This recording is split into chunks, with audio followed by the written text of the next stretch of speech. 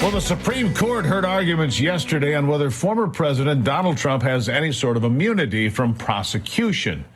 The justices are weighing a federal case brought by special counsel Jack Smith, of course, that charges Donald Trump with trying to overturn the 2020 election, but the Supreme Court's decision could impact many of the cases being made against Trump in various places. The hush money trial in New York, for example, prevented Trump from attending yesterday's Supreme Court hearings. Pretty outrageous, actually.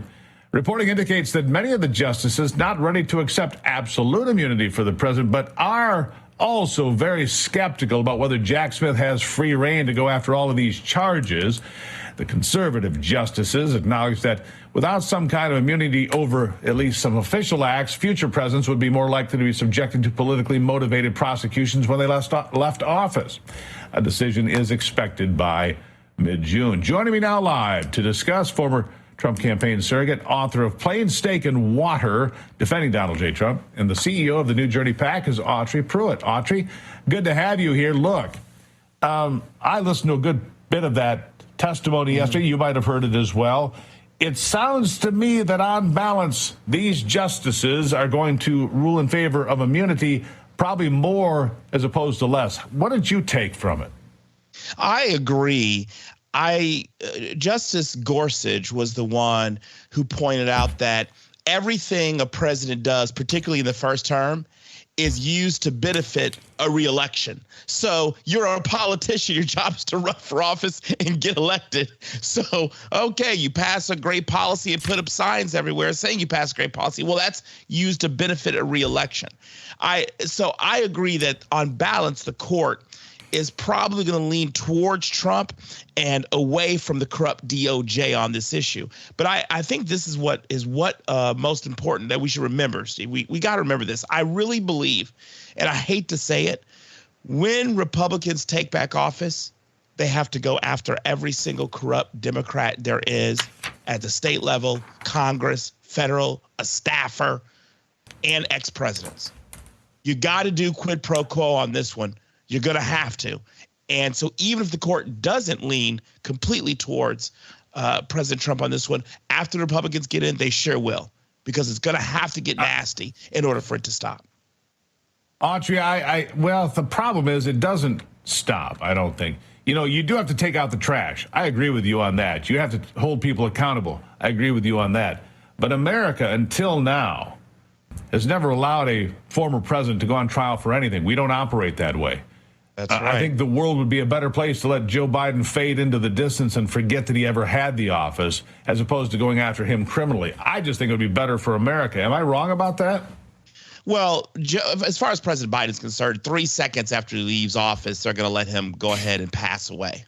So let's, whatever chemicals, whatever mumbo jumbo voodoo prayers they're doing, they're going to stop that the second he's no longer president and push him over the edge. So he's gone. Voodoo prayers. I wondered what it was, but, you've explained it to me, Autry. It took me a while. I'm like, what is propping him up? I thought they're giving him a little juices, and I think they do, by the way. I think they juiced him before they sent him on stage, because you can tell yesterday he didn't have any. Boy, was he a mess. Sometimes He's a whole lot different, isn't he? Anyhow, voodoo prayers. Go on.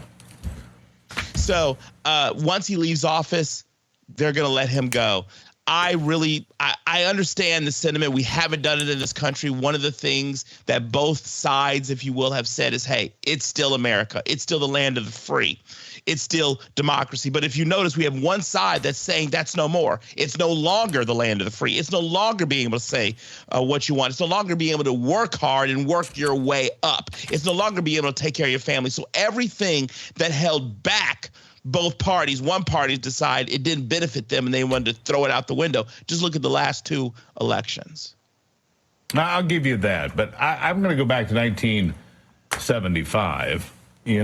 Gerald Ford helped to heal this country by doing the very unpopular thing and pardoning Richard Nixon. I'm not saying that should happen necessarily, but look, at some point, if you're going to reunite the country, I mean, people are worn out, Autry. All of this fighting and all of this lawfare. Don't get me wrong. The Democrats are vicious and they need to be held to account. And you need to meet them head on. Fight fire with fire at every step. I believe that. Mm-hmm.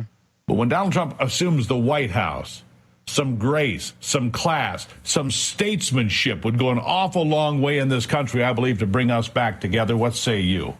I agree with that point. If President Trump assumes the White House, when he assumes the White House again, the best thing he can do is win by being a success in ending his second term with an 80 to 85% approval rating, because everyone can succeed, and then end with a speech that says, I'm not going after my enemies. But the problem is, I think the deep state, those that are conniving to be the next president or the next chief of staff or the next undersecretary of the Treasury, they're the ones that are going to want to try to put the screws on individuals. I don't really think I it's agree Joe with you on Biden that. calculating. You know, it's not we Joe need Biden to clean up the calculating. swamp, It's those because underneath. here's what I have determined quite some time ago. The most dangerous time that is on the horizon for us will be between November the 6th, a Wednesday, the day after the election, and noon on January the 20th.